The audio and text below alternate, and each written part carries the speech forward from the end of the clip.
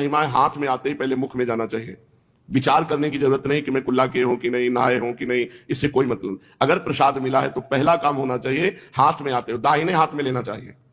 इष्ट संबंधी कोई भी क्रिया बाएं हाथ से नहीं करनी चाहिए, बाएं हाथ से लेना नहीं।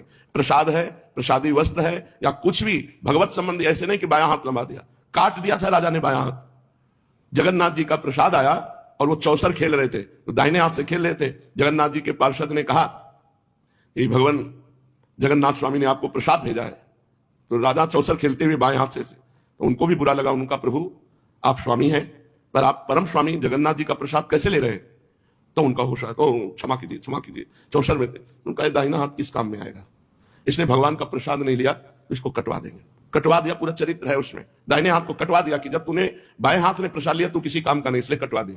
भगवत संबंधी कोई भी पदार्थ, कोई भी वस्तु, प्रसादी तुरंत दाहिने या दोनों हाथ ऐसे लंबाइए, या अगर ऐसा है तो दाहिने हाथ से लीजिए। बाएं हाथ का प्रयोग नहीं, न नमस्कार में किया जाता है न कोई प्रसाद में। जैसे आजकल नए लड़के हैं नहीं जानते तो मोबाइल से वीडियो बना रहे हैं तो बाएं हाथ से शत्रु से किया जाता है। जब शत्रु का दूत जाता था दूसरे राज्य में तो बाएं हाथ से सलाम करता था, दाहिने हाथ का प्रयोग नहीं करता था, क्योंकि शत्रुता का प्रमाण है कि मैं तुमसे झुकने नहीं आया, मैं तुमसे शत्रुता का बर्ताव करूंगा और अगर विजय की आशा रखते हो तो युद्ध करो हमसे। तो जो पार्षद जाता था दूसरे, वो बाएं हाथ से सलाम, हर बात बाएं हाथ से लेता था। अगर पत्र भी लेना है तो बाएं हाथ से लेगा, क्योंकि शत्रु पक्ष का है। तो हमारे इष्ट का वस्तु और हम अगर बाएं हाथ से लेते हैं तो अपराध बनता है, बाएं हाथ से नमस्कार करते हैं तो अपराध बनता है। तो सबसे बड़ा